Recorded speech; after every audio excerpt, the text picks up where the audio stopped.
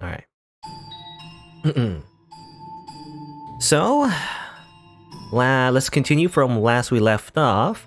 Let's because there's been another gap in the recording session.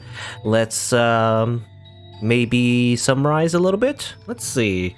So basically, we moved on from Mel and Nellie's story. So that was the first door, I guess.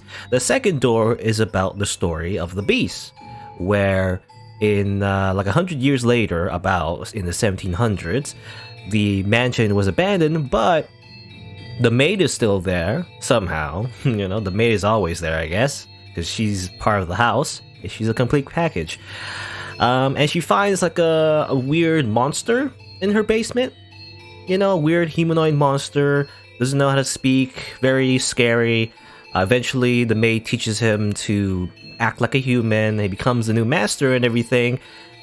At first, he just wanted peace, but then he started becoming a weird serial killer, killing a bunch of people that was either from the village or people passing by and everything.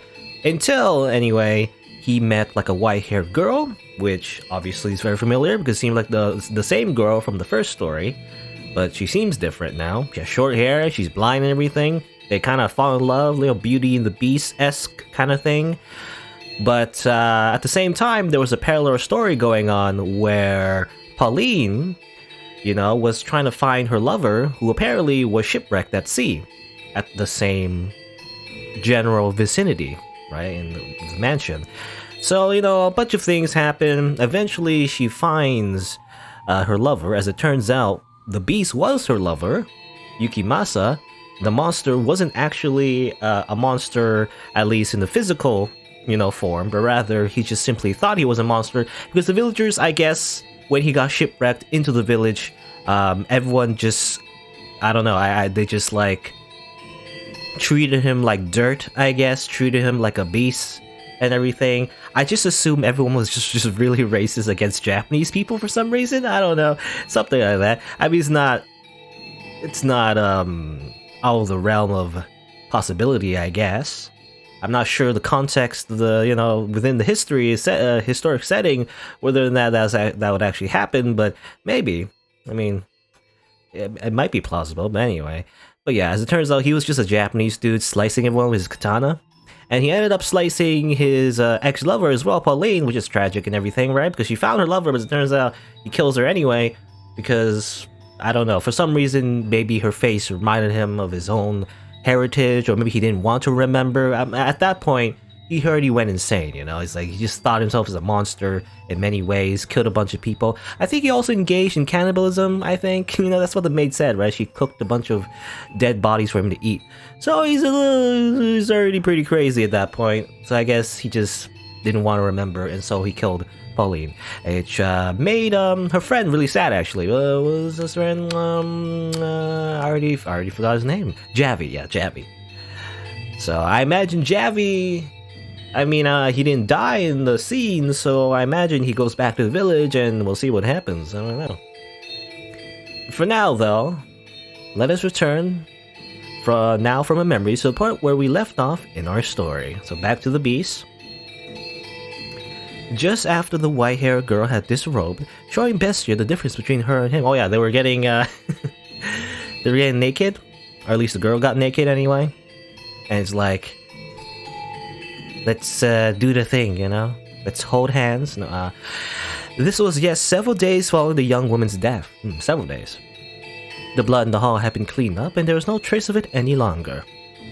He had made a tremendous mistake, though the only people aware of that mistake are you and I. There was perhaps a chance the white-haired girl had realized, but she knew nothing of the woman. So I entreat you not to fault the white-haired girl for trying to be kind to Bestia. She is without sin, in any and all times. All times. The beast, no, the man, made the white-haired girl put her clothes back on. He seemed to have calmed down a bit. After examining her body and comparing it with his own, he was once again coming to think he might not be a beast. In the past, he would have rejoiced to have proof of his own humanity. However, it was for him then the seed of several new doubts. You said I am human. Yes. Do you still believe this? I certainly do. You are simply mistaken. You believe yourself to be a beast because of what the villagers said.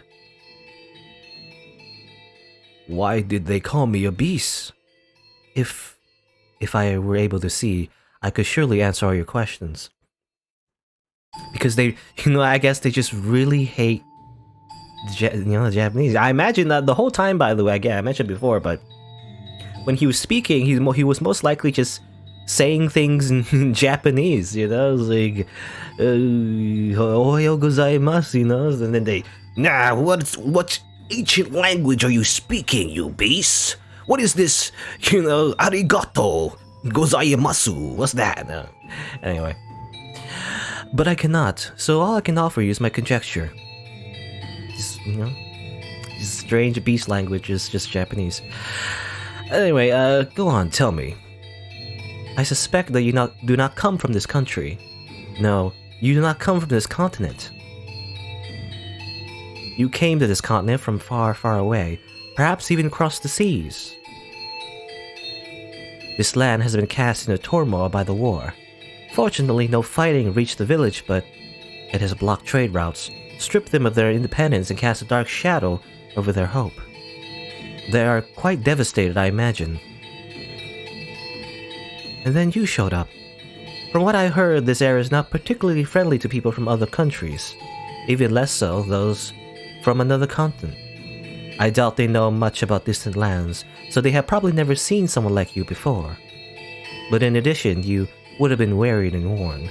I guess you were emaciated, wasting away. Enough so that you do not even look like yourself. Do you remember how you arrived at the village? When I woke up, I was on the beach.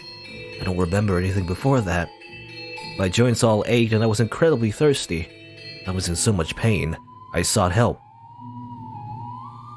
But nothing I said got through to the villagers. I did not understand what they said either. The one thing you did understand was that they kept calling you Bestia. Again, I'm probably saying that wrong. But well, I gotta stay consistent. So I'm just gonna keep calling him Bestia. Right. I also understood that the word was used to describe beasts. The way they looked at me. It wasn't normal, so I imagined at first they simply didn't want the trouble. They didn't actually think you were a beast. Simply that this wretched man, unfamiliar in appearance, who had washed ashore, resembled a beast. It's funny though, at least in medieval Japan, the opposite kind of happened, actually. Whenever like a foreigner would come to Japan and everything, they, just like a lot of times in history, people were just incredibly, I guess, ignorant, of the world and everything. So anyone to look different, I guess, obviously. And colonialism as well kind of caused this kind of like cultural tension. But I know Japan, just in general, really, in a lot of civilizations, I guess, in medieval times and, further beyond and, older than medieval times. How you say that? I don't know, whatever. Before and after, I guess. People would say stuff like that, but not like beasts, as far as I know. You would often say barbarian is what you would say. A barbarian or like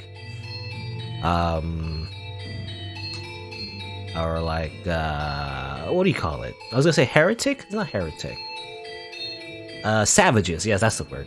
Savages or barbarians, like they would at least acknowledge the fact that people from different countries, different continents were human. They were people. It's just that, just call them, inferior to justify the prejudice they had, I guess, or whatever.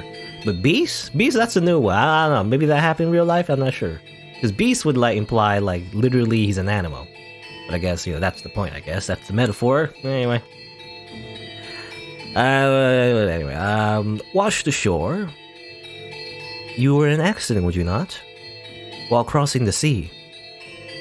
I do not remember. Okay. I can't remember. This anime protagonist amnesia, except he's not really a protagonist. He's more like a... Well, I mean... I was gonna say an antagonist, but it really depends on the story, actually. Even like a bad person or a villain can be a protagonist in a story, I guess. No, I mustn't remember. If I'm not a beast, that means the other beast wasn't one either. What did the beast look like? It looked somehow similar to me. Its hair color, skin color, eye color, and the way it spoke seemed vaguely familiar, which means it was... I cannot accept that. If I do, that means I've done something terrible. Not like you haven't done many things terrible at this point. You're kinda irredeemable. No. What? They did call me a beast. I was in fact a beast. As I've been saying, that's because... Tell me I'm a beast. Please. Let me remain a beast. How do you imagine he saw the world? I cannot even begin to fathom. But you can never know what someone else sees. And there's nothing to say they see the same thing as you. As you and I have seen different things, so too do the man and his lovers see different things. Or perchance the true shape of the world is visible only through the white-haired girl's sightless eyes. Do you think the reason he so stubbornly rejected his human memories is because he has taken the life of his beloved? I, personally, believe that there was more to it than that. Alright. What happens now? You know, that was the big twist in this story and everything, right? Pauline's whole ordeal, I guess. Someday you shall remember. You shall remember everything. I will not allow you to avert your eyes. Remember that you have always been a beast, incapable of saving anyone, only of taking. Remember and suffer. Agonize, writhe, anguish, grieve, suffer. I don't know who's saying that still. Doesn't seem like the maid was saying that, but... Well, here's Pauline's father. Such a damn shame. Our homeland's but a stone's throw away, and they still won't let us in. Just how long are they going to maintain this stance? Regrettable, isn't it, son? Yes, I agree with you wholeheartedly, Captain Asama. We can make it this far in the white men's ship, but they gave no response to our missives. I'm not sure it's even reaching the magistrate's hands. Okay, now they're, now they're just, how do I say it? Hitting it hard? That's a weird way to say. They're basically making it way more obvious that they're from Japanese descent, I guess. Magistrate, that's just a Japanese thing. It's so difficult to be even the slightest bit accommodating to your fellow countrymen. They seem to be treating the white men rather poorly as well. I hear they imprison them on a tiny man-made island. There's no way to make friends. Or that's no way to make friends. Well, all things considered, we can hardly call this our homeland anymore anyway. For how many generations has your family lived overseas again? I am the third. I see. I doubt you have any attachment to this land. That's not true. I may never have the opportunity to set foot on her soil, but my spirit dwells within this land. My grandfather has told me much about this country, of her 4 rich, vibrant seasons and boundless beauty. I am deeply grateful that you invited me on this voyage to visit her, Captain Asama. I finally, if only at a distance, laid eyes upon my home.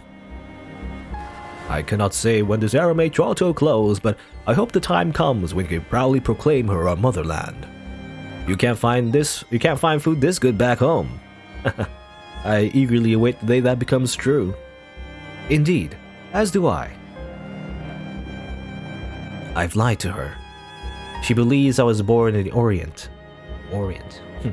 Orient, isn't that like a... what's the word? I can't think of words today. My brain is not working today. It's not like a word that's used very often these days, but anyway. But in truth, I have never once set foot in that country. I was born in Europe. Ah, you see, actually he's like sort of like a weeb, because he's technically never been to Japan or something. Anyway, my family has not been permitted to return since my grandparents left. I can still remember as clear as day the look of profound regret as my grandfather's face as he departed from this world. He bequeathed unto me a katana folded over 1,000 times, could cut through steel, and on that day, that blade became the one object binding me to my homeland. I cannot bring myself to tell her that I'm disallowed to return home. I did not want her to think that I had been forsaken by my country, that my country would do such a thing. However, some part of me believes that there was more to it than that. A smuggler? Yeah, I never would have expected it, not on this ship. Whether the crew was conspiring with a government official. He hid unreported goods on board and delivered them in secret. What goods? Silver coins. Spanish coins trade for more than their worth as currency. The official was sentenced to commit seppuku. But we are responsible for our own crew's punishment. I'm still trying to decide how to handle it. Have him commit seppuku as well. The sailors brought shame upon the entire ship. If he is made to take responsibility for his actions, then perhaps we can minimize the damage to our reputation. You make a fair point. Unfortunately, he is not of this land. I doubt he's familiar with the ritual. Then I shall serve as a second, and ensure he dies without issue. Have you lost your mind? I have been trained in the art. It's unlikely I should fail. You are not a samurai, though, you goddamn weeb. I was born into a family of samurai. At least, it was until 3 generations ago. But that blood still courses through my veins. Very well then. It is how we shall do it. We now commence the ritual seppuku of our fellow crewman, Seedorf. Seedorf. It's a funny name to me. Seedorf has, in violation of the restrictions set in place by the shogunate, committed the grave crime of smuggling prohibited goods into the country. In order to atone for this betrayal of the trust of both nations, he vows to take his life here before you.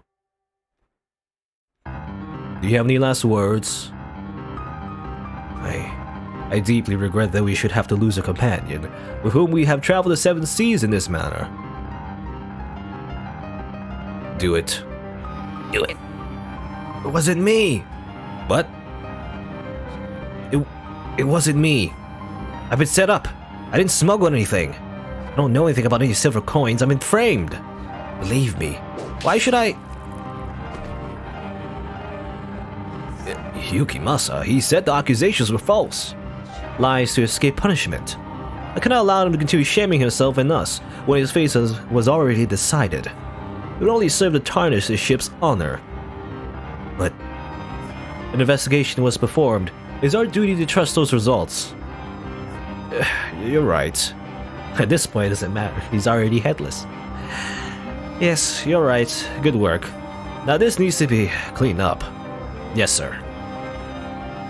You know, it's funny, when I first, I was thinking, because when I did the first voice for Yukimasa, technically, I was thinking of the merchant that came to his house and everything. That was that was a trick, actually. It wasn't actually him. The sprite was actually just, I don't know if I mentioned before, I forget if I did, but when the merchant first came to the beast's house, I guess, a quick flash of the sprite came up, and I said before, why is this random NPC, or this random minor character have his own sprite? It wasn't actually that merchant the whole time. It was Yukimasa that flashed for a split second. So I've always assumed he had this snooty doody voice like this, but actually he's probably way more serious than that. He has a much more grim personality, actually, as it turns out. Anyway, I'm sure I was mistaken, but I would like to ask you anyway. Were you smiling as you did it? You must have been seeing things. Okay, so even before he got involved in the shipwreck, I guess he had a bit of a bloodlust, the whole time, maybe?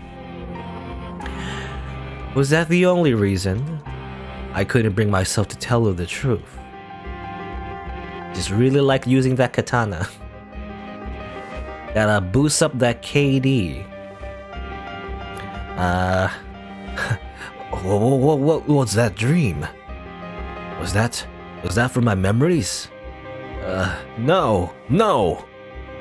Asuma, I've never met that man. Or that woman. No, I was just... It wasn't me, I don't remember. I don't remember anything. Not a single thing. Not a single thing. I'm a beast. I'm a beast. Not a human. I don't need those memories. Are you there? Japanese word. Meido-chan? Doko nika? Are you there? Where are you? I assume he's talking about the maid, right? Or, come to me. Be with me. Peace. My peace. Where are you? Where have you gone? Why? Why are you not on my side? Don't remember anything. Stop remembering. You know, the harder you try not to remember, the more you'll remember, I feel like. That's the worst way to, like, erase a memory, I feel like. You know, when you see something shocking, I guess, on the internet, it's like, I don't want to remember that shocking image. But the more you try not to remember it, the more you do. So, is that a silver coin?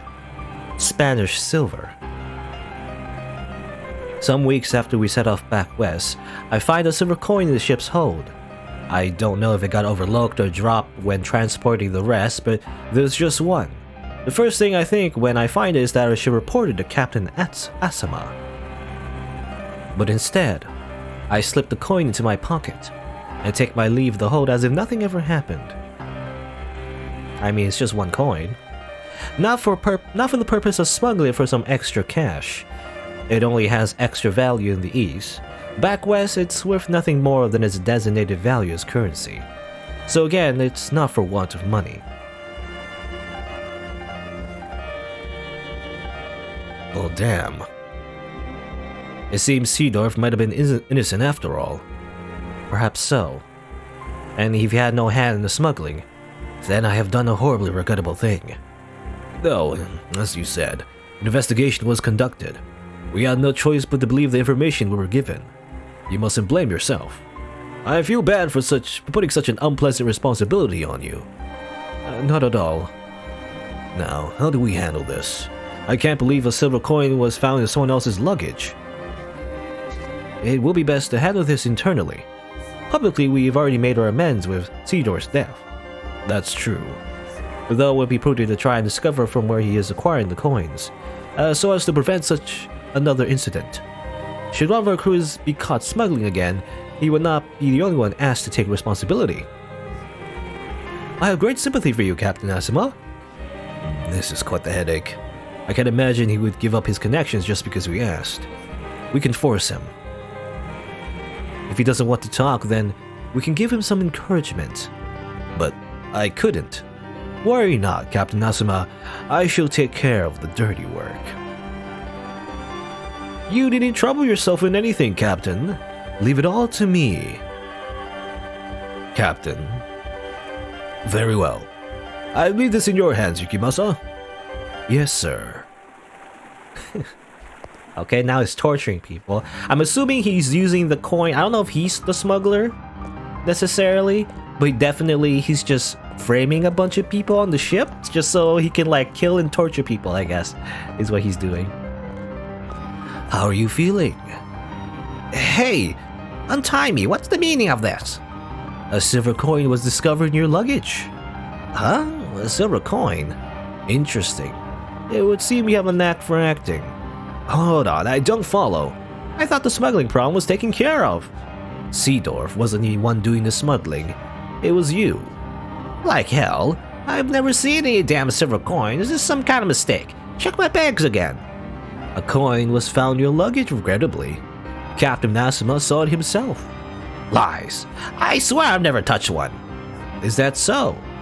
I swear, never once. Please believe me, I'm no smuggler.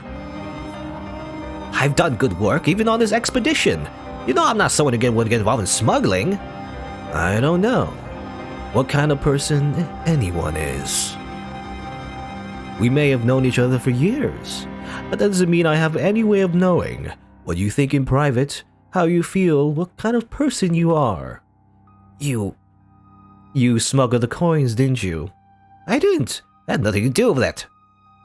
Who was your supplier? I'm telling you, I'm no smuggler. It puts Captain Asima in an uncomfortable position if you don't talk. We can't risk damaging our homeland's trust any further. I swear to God, I have nothing to do with it. So you won't tell? How can I tell you something I know nothing about? I see.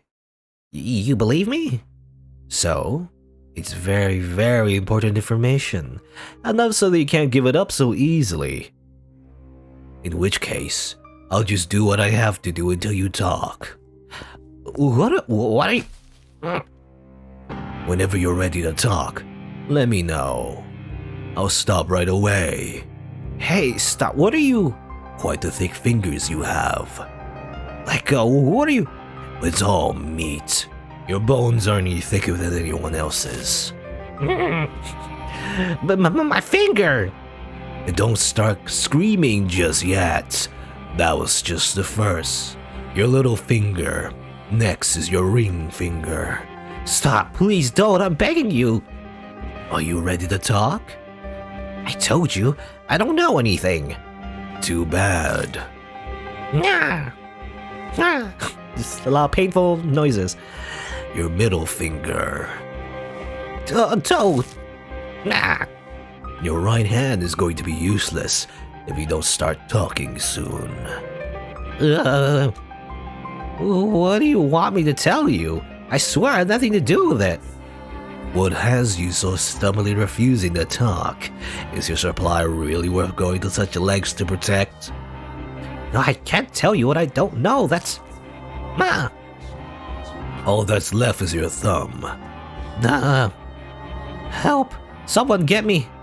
Just so we're perfectly clear, everyone on board knows what you did. No one's gonna come to a smuggler's aid. God, I can't take any more of this. Please stop. Ready to talk? What will it be? I'll talk. Okay, I'll talk. If anything you tell me is a lie, you could consider your life forfeit. Are you ready to tell me the truth? We will investigate the details of your confession. If you lie, we will find out. Understood? But I... Speak. But... Or can't you? I don't know anything.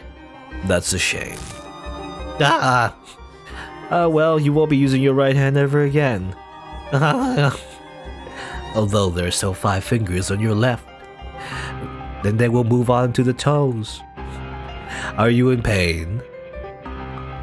You want me to stop? Yes, please. Alright. 4 left. No. That's quite the face. I wish I could show it to you in the mirror. Oh, what is wrong with you? You monster! I'm not doing this because I want to.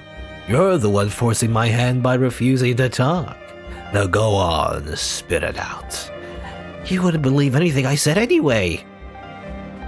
How long have you been doing this? You're the first. Liar, you sick bastard. It's the truth, though. Why are you smiling? 3 left. What it'll be.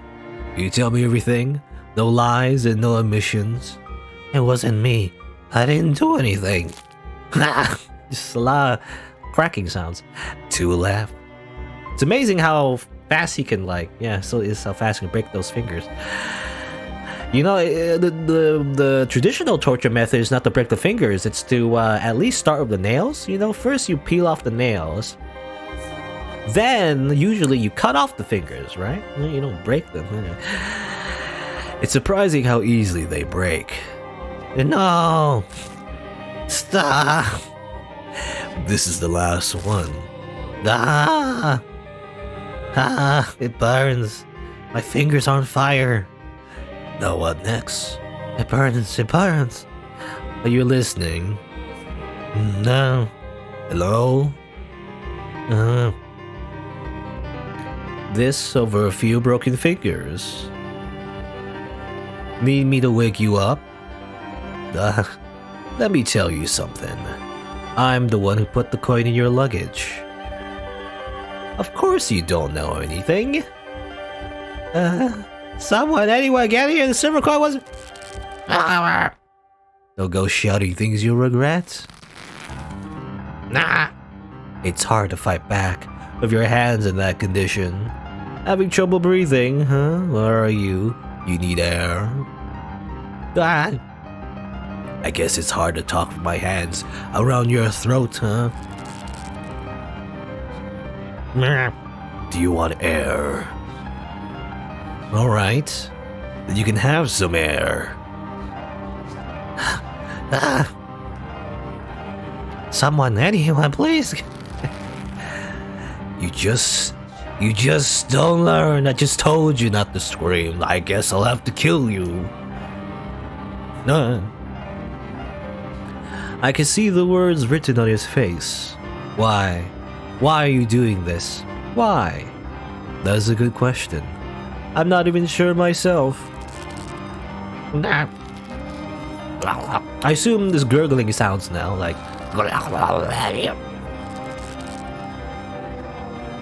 Hey. Answer me.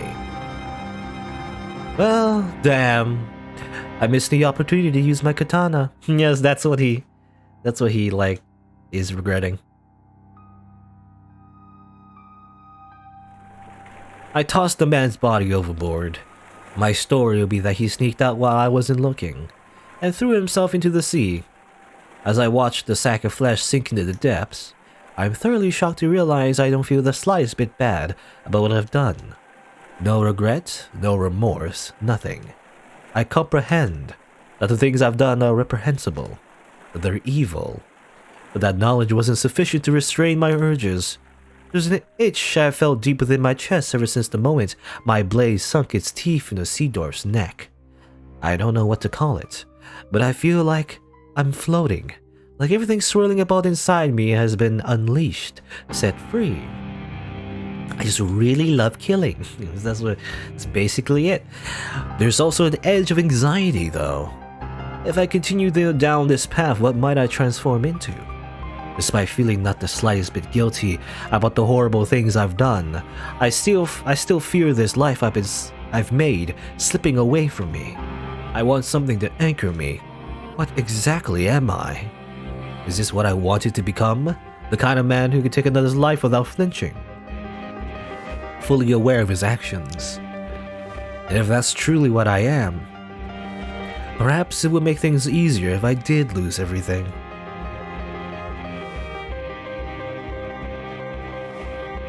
Oh, don't scare me like that. And where'd you pick up a word like ninjide? Ninjide. I assume, okay, so that's Dutch. I looked it up before, so I assume the country that they've been visiting all this time is it's probably Dutch, right? I mean, otherwise, why would the people in the village, Pauline mentioned that she never learned that language, you know? I assume English, I guess. So yeah, Pauline is Dutch, and he probably knows Dutch and Japanese, but he never learned how to learn English. So I was wondering, you know, that's probably why he learned the language so fast, is maybe because, you know, he's bilingual. He probably picked up English pretty fast from the maid when, you know, he visited the mansion in the very beginning. Anyway. I never took you for someone so pretentious. I'm sorry. You just look so much like a rabbit there, the way you were tossing your head back and forth and looking around for me. Yeah, this is a flashback. Flashback within a flashback within the flashback? Well, a lot of layers of flashbacks. Ninjide, I don't know how to say it. Ninjide? Ninjide? I don't know. It's something you call a child. I'm not a little girl anymore. I'm sorry, really. Don't be so mad, Pauline. I'm not mad at all. It's been a year and a half. We finally get to see each other again. That we do. Do you have any trouble out at sea? Did you fall ill or get caught in a storm or run into any kind of danger at all? Well, you see, Pauline, I chopped a guy's head off and tortured someone to death. No, nothing. There was no trouble. Everything went fine without incident. The sea god was watching over us, I suppose.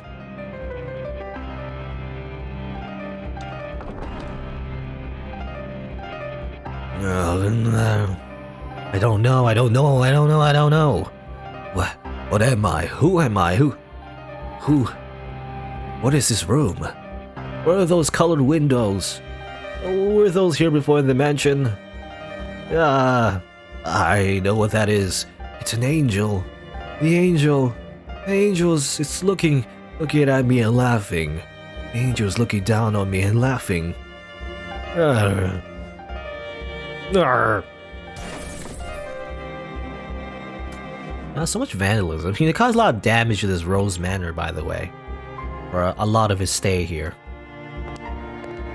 What are you doing?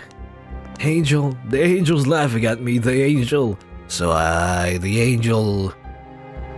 where were you? I went to the kitchen to get a drink of water. You have nothing to worry about. I will not run away from you.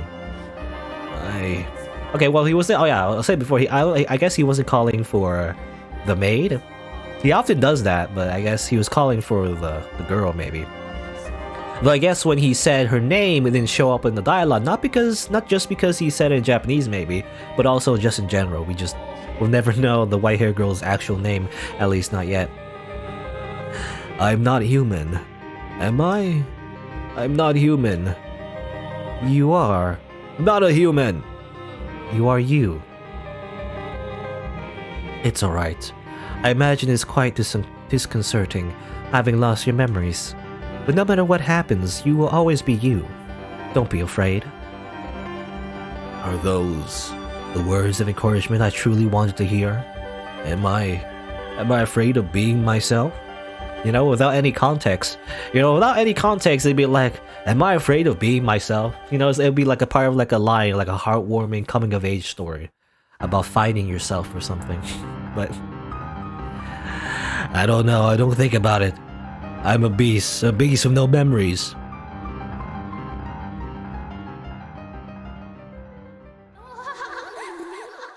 Hehehe. A lot of laughter in the intermission.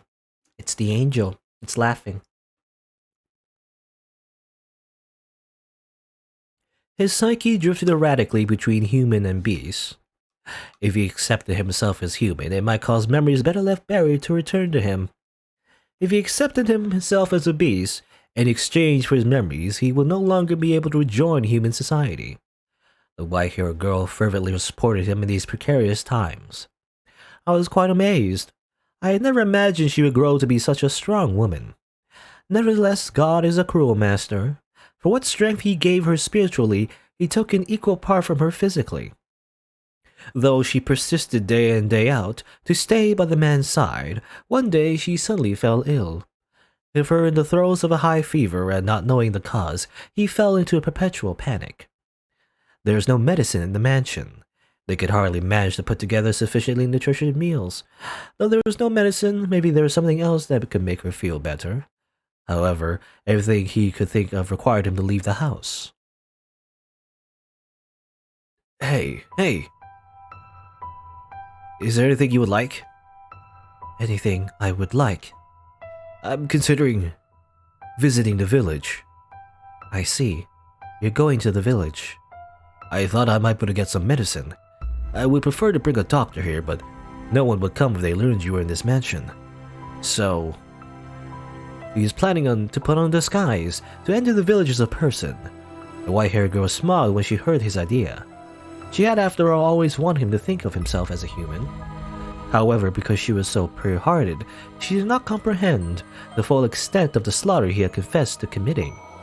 The revenge he had taken on those who had chased him around. How sinister his cackling and furious his reaping. She did not grasp just how serious it was. She had faith that Bestia had kindness in his heart. If you cannot get any medication, then buy me some oranges, please. It prevents scurvy, you see. A lot of vitamin C. Oranges? This is a land blessed by the sun. You should be able to find some wonderful fresh oranges. Will that make you feel better? Yes, it should. Okay. Bestia's mind was made up. He would don the skin of a human for her, to protect the peace he had. He returned to the place that he had left with many painful memories. It was to him the source of his fear. Whenever he let his guard down, their shouts were played back in his mind. Bestia. Bestia. Bestia. Hideous beast. Though he had physically conquered the people who lived there, Bestia's memories of the village still haunted him. But her health meant more to him than any of that. He was willing to cast aside his fear if it meant the white-haired girl would recover.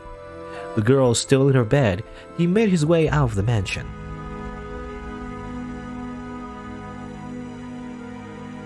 He crossed the overgrown forest, pushing forward one step at a time, all the while trying to brush aside his apprehension. You know, it's funny how it's like, oh, poor Beast. He just wants to overcome his social anxiety, but also there's the context where he just literally murdered a bunch of people for fun. Really, he just liked doing it, just in general.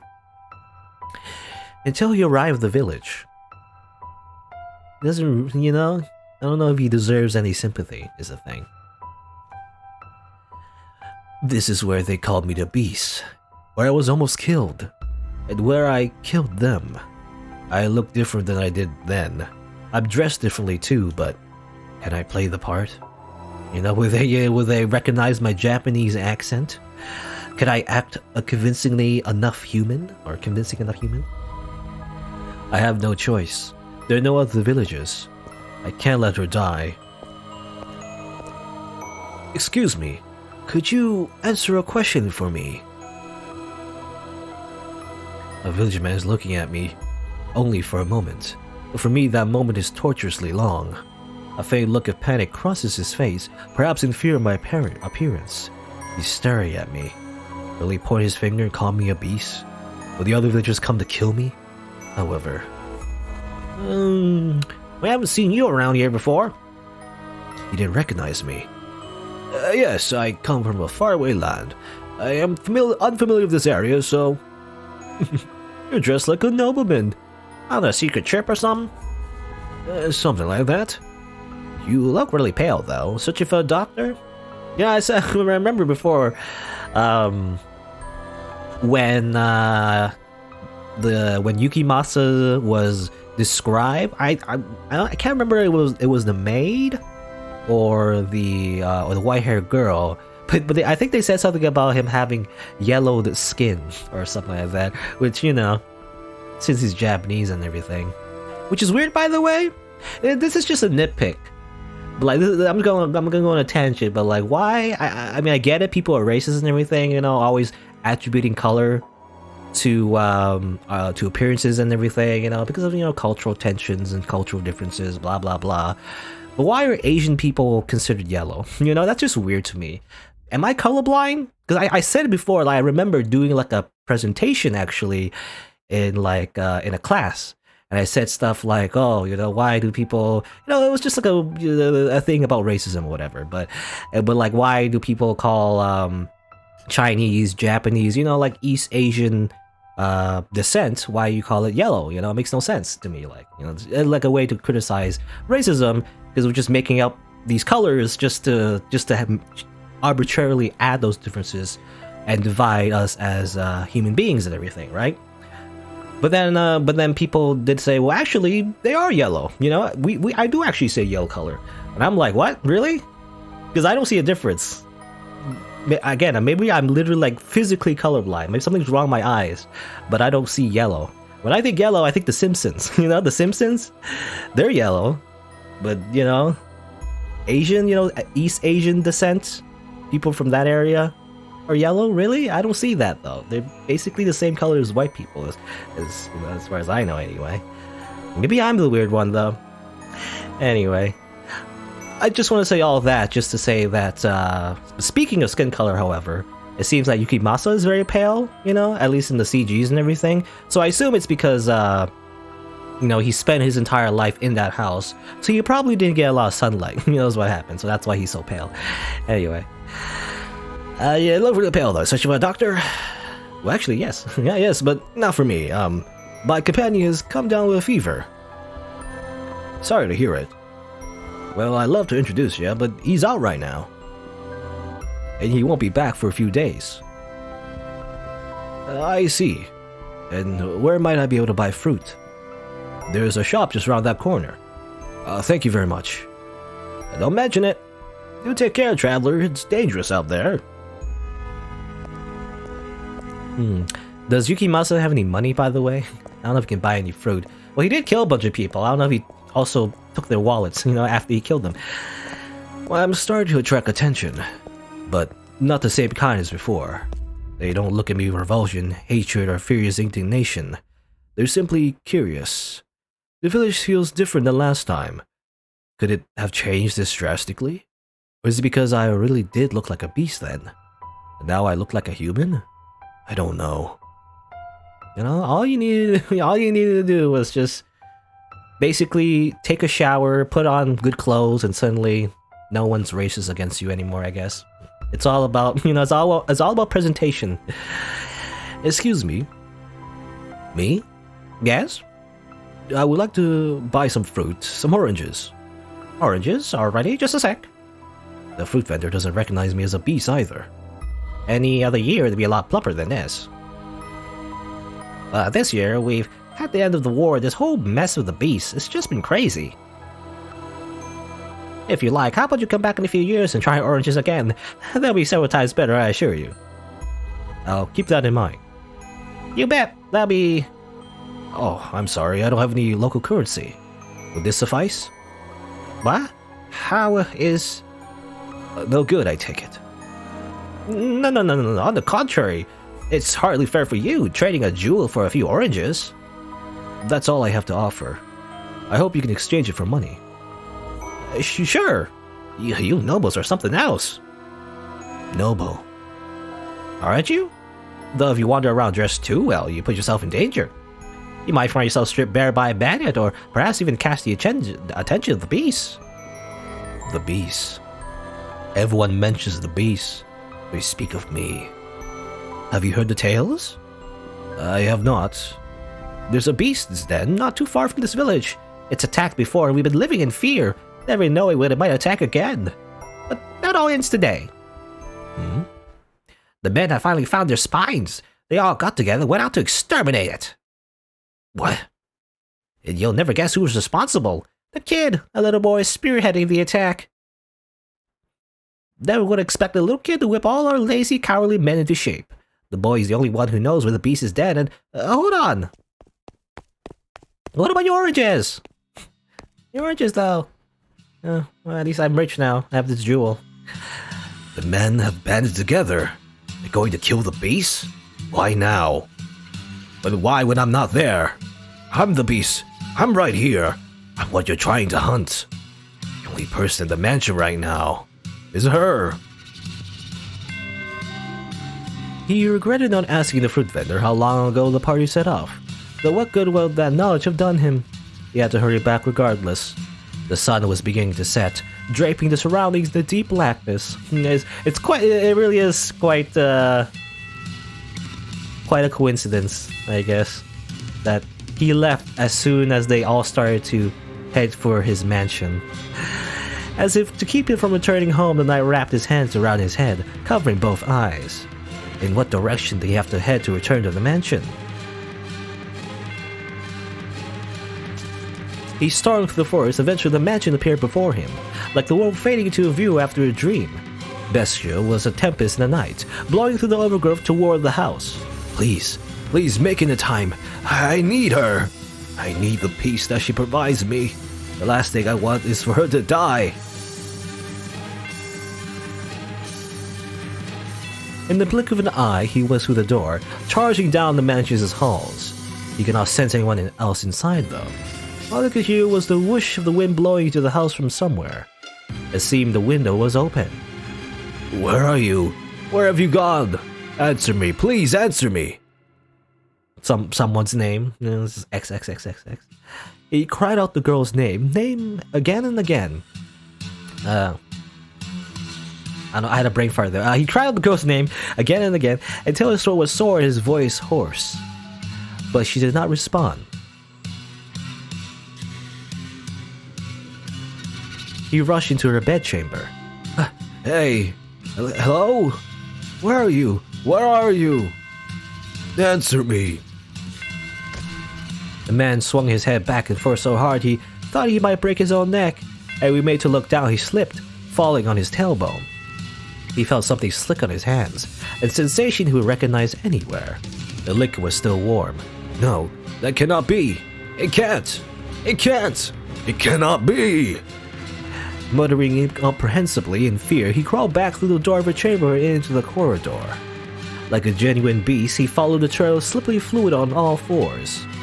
The trail glimmered like red wine, and stretched down the hall past the living room, smeared across the floor like it had been wiped down with a mop.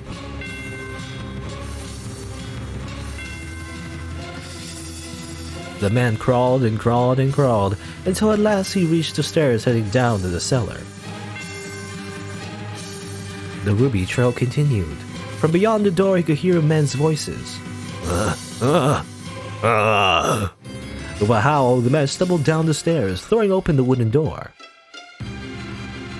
His first impression was that the stench of blood was suffocating, and indeed there he discovered the white-haired girl.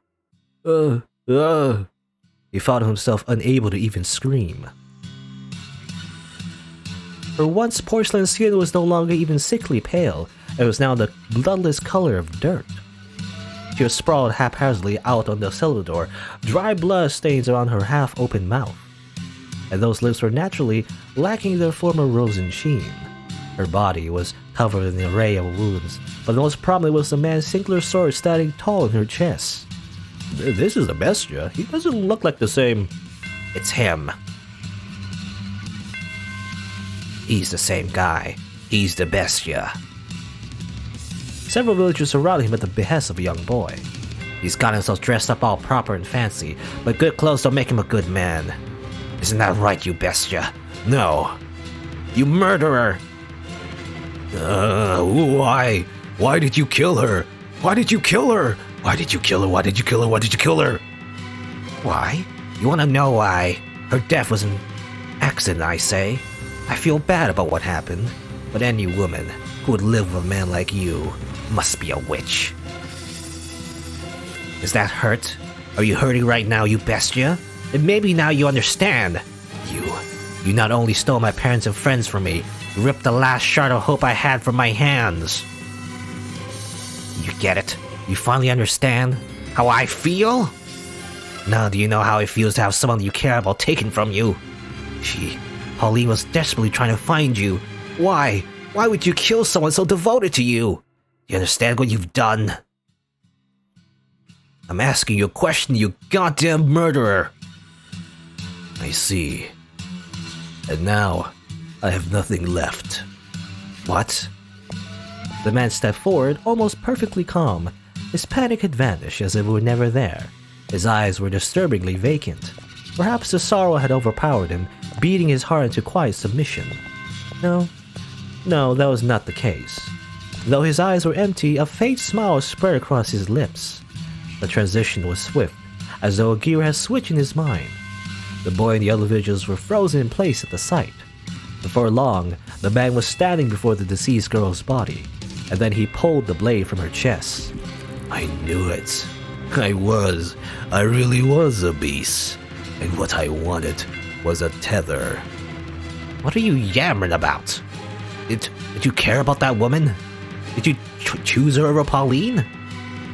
Who you then threw aside and butchered? What is wrong with you? What was she to you? She was my serenity.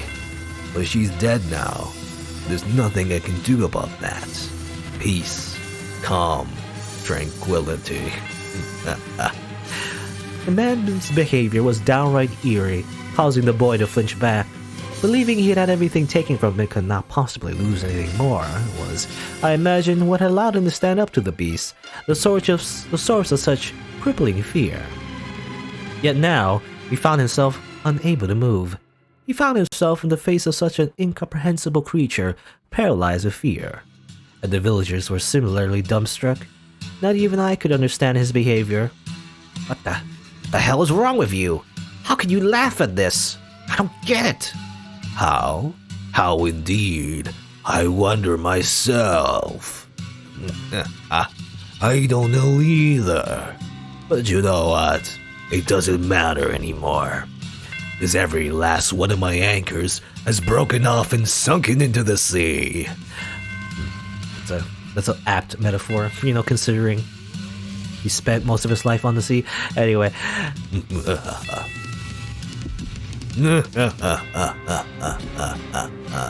Evil laughter. That's a lot of laugh. I can't laugh that much. That's a lot of ha ha ha ha's.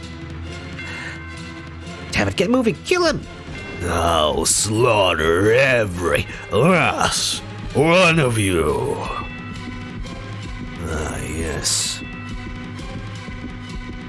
My whole life, I've always wanted to kill.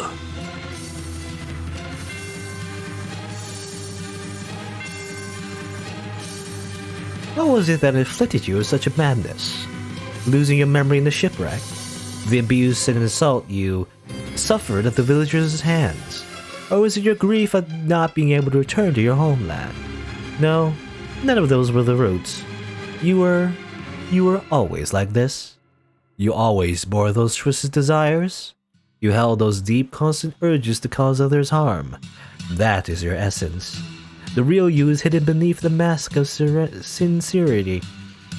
The true beast was your heart. The beast was a convenient skin for you to wear. You wanted to be a brutal savage murderer. You never really loved the white-haired girl or the black-haired woman for that matter. You were merely attached to them. Fixated on the idea of a world of tranquility, you used this piece to anchor yourself, to prevent you from drifting off into the ocean of your desires. You yearned to cause pain, while also hungering for the opposite, a calm life. You idolized this idealized life, spending quiet harmony with one another, because you knew just how difficult it would be for you to attain. Far more difficult for you than satisfying your cravings, but not impossible. I personally had hoped you would find peace with someone rather than descend into savagery. It may have only been superficial, but it would have been very human. But ultimately, peace slipped through your fingers, and no one was left to suppress your desires. You cannot, after all, hold them back yourself. What a tragic man. What a hopeless man you are. Okay. And then he just murders a bunch of people. And at the end of the day, the beast was simply a monster, I guess. He was just very evil. Just full-on psychopath, as it turns out. There's no Beauty and the Beast here. It's just simply Beast. That's it. There's no love there. It's just, not once did he regret just killing a bunch of people. And that's just basically, that's the genocide run, of the game. Just his story. Anyway, the door to the cellar swung shut. You had fallen to the floor at some point, unable to bear the stench of blood. The maid stood behind you, her arms wrapped around your shoulders. The maid's voice was chillingly gentle. That was quite horrific, wasn't it? Are you feeling unwell, master? Oh my, you're shaking, master. Fear not. I assure you the beast will not come through that door. I am here for you, and I will continue to hold you for as long as you need to settle your nerves. Oh dear, you feel like you might freeze in my arms. Am I really that cold? I cannot tell my own temperature. What do you mean by that? Can't tell your own temperature? You're cold? You wish to know what happened to Bester after that? I could open the door once more and show you. But I have no intention of knowingly tossing you back into that den of horrors. Why not? He lost the rest of his humanity, becoming wholly beast. But, to tell just a little more of the tale, it is my understanding that the entire village was ravaged shortly thereafter. He was a bewitchingly talented swordsman. He was a true samurai. Now, in the 1700s, though, guns existed. People did have guns, as far as I know, at least in the 1700s. People had, like, flintlock guns, at least, But, he was just too good. He would just deflect all the bullets with his katana and sliced everyone down. That's just what happened. Not a single person living in that village could stand up to him. In the woman's memories you saw, he was a gentleman, yes. But even the mildest of men can change. Though personally, I believe that without an element of monstrousness buried somewhere within, a man cannot become a beast, regardless of what may push him in that direction. Do you follow? Now tell me, master, have you remembered anything? Oh dear, I was afraid of that. I am a remarkably patient maid. I shall accompany you for as long as you require. So do please find your memories. Now, let us head to the next door. The mansion is quite large, so hold on to my hand. We would not want to get separated. Okay, so I assume the story is done for the beast. The white-haired girl got killed though, right? Will she return again, I wonder? Is what I'm thinking. Can she even return again? I don't know, because she seemed also like a person that survived through like a century without aging at all, so I don't know, man. But you and the maid traveled down the dimly lit hall, passing by the mirror once again. The light from the candle in the maid's hand was the only thing that reflected in it. The maid herself did not appear. Once again, like cold, she's pale, she doesn't appear in mirrors. It just makes her seem like a vampire. However, just as you were about to avert your eyes, you thought you caught a glimpse of white hair. White hair? What do you mean white hair? You heard a voice echo in the darkness, and when you turned to face the mirror again, the glass was the color of obsidian, as if it had been painted over. The voice seemed to be coming from beyond the mirror. The maid did not turn back, evidently having not heard anything. You. Okay, here's an actual choice. Here's an actual choice, by the way. I'm not sure if I'll be able to get all the endings. I have no idea. But I've heard that there's like, different endings you can get. I don't know how it works exactly. But let's see. I don't know. I kind of want to do the bad thing, but I'm not sure what the bad thing is, Extending your hand or averting your eyes? Because averting your eyes means like, we'll just follow the maid and do whatever we need to do. But if we extend our hand, we might discover something new, and that might be the thing we want, or it might not be the thing we want. I'm not sure. Let's extend our hand. Sure, let's do that. So, like, yeah, there's something in the mirror, and then you want to extend your hand. So you extend your hand toward the darkness overrunning the mirror. The second your hand brushed against the surface, the tips of your fingers sunk into it. And next thing you realize, your whole world was sinking to darkness. You could hear a voice.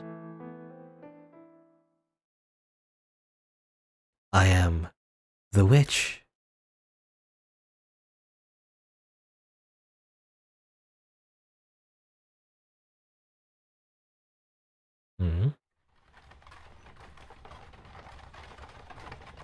Huh? Gissel? Gissel? Who? Oh, it's getting foggy. Looks like it might rain. Maybe we should take a quick break. You want to keep going? Oh, alright then. This deep in the forest? Oh, thank you very much. You must be tired after such a long journey. This is the mansion I'm looking for, yes? He could have said something. Oh well. I should get going, I guess. There's no one live here. But if that's the case, then why was I... Such a big door. Please open. It's not locked, I guess. I don't know who this is. I'm not sure what kind of voice I'm giving them, but I'll give default neutral voice, which is basically my voice. I wonder if the window's open. Darn, not a hint of light. Hello? Is anyone there? Please don't tell me it's actually abandoned. I suppose I can't know without looking around a bit more. What do we have here? Drapes? I see a little light beyond. It's so pretty. It looks like an angel. Why would someone cover this up? It's beautiful. With a little more light, it'll be... Please do not touch the drapes. Or the windows. Okay. Michael? Is it Michael or Michelle? Mikel maybe? Actually, I'm not sure. Because usually when I see Michael, there's like an A, in the name. But there's no A, so I'm not sure if it's Michael or not. Is it Mikel? Michael? I'm gonna look it up. Just I don't know. I want to make sure saying the name is correct. Because he seems like an important character. Okay, so my Mikel is a French name apparently. Okay. So So how you pronounce it? Oh, how do you pronounce it, Google? Michelle. Michelle? Michelle. It's a French name though. So what if I put it in French? French. Michelle. Michelle. Michelle. Michelle. Okay, so it is Michelle. Michelle. I didn't mean to do that. What? Go back. Anyway, his name is Michelle, I think. It also says Giselle. Giselle. How you pronounce Giselle as well? Giselle. Giselle. I have no idea what this. Giselle. Giselle. Giselle. Giselle. Anyway, Giselle and Michelle, I guess. I'm sorry for coming in uninvited, but I did announce myself. Is this your mansion? It is. So I guess I'm not gonna say their names all that much, to be honest. Actually, when I think about it. Thank goodness. I was afraid it was deserted. I suspect you would have preferred it if the house were abandoned. Oh, not at all. I would be scared to death staying in the dark mansion all by myself. I'm sorry. No ill will intended. But I do think it could do with some light. That way you could see where you were walking. And I'm sure this room would have looked splendid illuminated. Not necessary. I make do perfectly well as things are. How can you see when it's so dark? I have an abundance of candles and oil for lamps. Lamp oil? Rope? Bombs? You want it? It's yours, my friend. As long as you have enough rupees. I'm not in one of the means of creating light. It is not your place to criticize my lifestyle. If you need light, you are free to leave. If you are in need of money, help yourself to some of the furniture. There's a village not far from here. Trade it for food, then make your way to a larger town. But there's still people in the village? Didn't the village get slaughtered? Or something? Unless the mansion moves, by the way. I don't know if the mansion... I assume the mansion stays in one place, but I don't know if it's like a magical mansion where it just moves around somehow. But I am no longer able to fully return to the city. I cannot go back there. Please, don't chase me out. I see. And do you ask this of me, aware of how people refer to this mansion? They say that the witch lives here. Not merely a witch, a cursed witch. If you remain here, you too shall likely suffer your own destruction. You're worried for my well-being? Witch or not, my mind is made up. Which will strike you first, I wonder? Regret or the curse? You seem to be doing just fine. It's only a tale. The witch is real, very much so. It's not a legend, nor a fairy tale. The witch. The witch's name was Morgana. Fata Morgana, eh? That's the name of the game. Is that what it is? Fata Morgana is a name? Is me. Oh, actually, it's him? Or her? Well, it's him, right? I was wondering, though, because he had white hair and everything. I think it's a guy, though. I assume, anyway. But he had white hair and everything, right? It kind of reminds me of the red white hair girl. But obviously, seems different. Maybe gender bent? I don't know. Is that how it works? What was that? Giselle. Oh my, what is the matter, master? Why are you just standing in place? There's nothing there. The maid did not seem to have seen anything. Okay, hold on. Let me just to make sure. Let me just save here. So that was just like a little side scene, I guess. I can only assume. What happens if I load, though? What happens if I load here? I just want to check. Again, I'm not really sure how this works, because we don't get a lot of decisions in this game. Very, very little. Like, this is the second decision so far. I just want to experiment a little. So what happens if I just avert my eyes? Do you just skip the cutscene? If I avert my eyes, do I just skip that story, you know? That's what I wonder. You averted your eyes. Up ahead, the maid's candle flickered faintly. You found the dim orange more comforting than the all-consuming darkness. Okay, so I assume, yeah, that just goes back to there. Alright. So I don't know, it's weird, okay. So like, but depending on what you do, maybe you get a different ending later on. That's a little complicated, but let me reload back here. So go back to the timeline where we did see something in the mirror. The maid did not seem to have seen anything. You made to ask her about the scene you had just witnessed? No, witnessed. But, oh. Master, you look like you've just seen a ghost. What is the matter? How about a little rest before we move on? You do not wish to remain here. Still not fond of mirrors. Yes, now let us be off. I too dearly wish for you to return to your old self as soon as possible, Master. If your desire is to push onward, then I could hardly be happier. Now, follow me. Alright, weird spiral effect, but otherwise, it's basically, yeah, just loops back to here. I don't know. Anyway, you follow the maze lead, returning to the living room. From there, you climb a set of stairs, your hand sliding through the dust that has settled on the ebony railing. When you stepped out of the side of the mirror, the maid returned to normal. You have been on the verge of remembering something, but you are no longer in a position to be concerned about such things, for the chill in the air within the mansion seemed to have intensified. Standing at the one end of a long corridor, you asked the maid, "When was the mansion built?" "I would imagine you know more about that than me, Master." Yes, I know. You have not yet regained your memories. I was simply teasing you. I have been a servant of this house for many years, but the truth is I do not know everything about it. All I know is that the mansion is cursed, and that has brought misfortune upon its residents since times of old. I can make a conjecture as to when it began, but I believe you should figure out for yourself, Master. There's no guarantee my perspective is the correct one. Now let us proceed. You and the maid traveled down the dimly lit corridor. While the layout of the house was the same as in the arrows of the flaxen-haired boy and the beast, the bleak, colorless gloom felt incredibly dreary.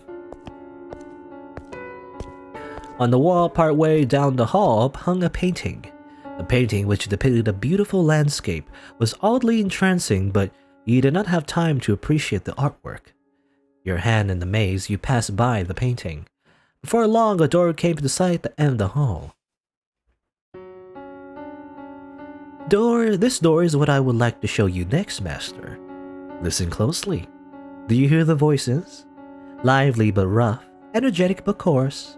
What lies beyond this door is neither a period of elegance and abundance like the first, nor one of ruin and savagery like the second. Technology and culture have become quite developed. Cameras and photography have been invented. It was a time of great progress and many breakthroughs. And for that reason, those who lived in it were constantly seeking to try new things. The tale I am about to tell you is one of a man who wagered everything on his ambitions. I hope that what you see, Master, will stir something in your heart. Now, through the door we go. Please do not let go of my hand. Interesting. I assume we're gonna move on, even further into the future, I guess, or in the past, well, future, past, depending on, what the setting is right now, when we woke up in the very beginning, but, we're going a little bit, I guess, further along beyond the 1700s. The maid pushed open the door. Colorful balls bounced around atop a long, dark green table. One man, dressed in black, standing by the billiards table, turned toward the door. The room was, how do you say that, inundated with eye-watering cigar smoke, causing you to squeeze your eyes shut. Okay. Is this gonna be, well, this is a new story, I imagine. Yep, the third door. Does it take place in the Enlightenment era, during that time? 1869. Okay.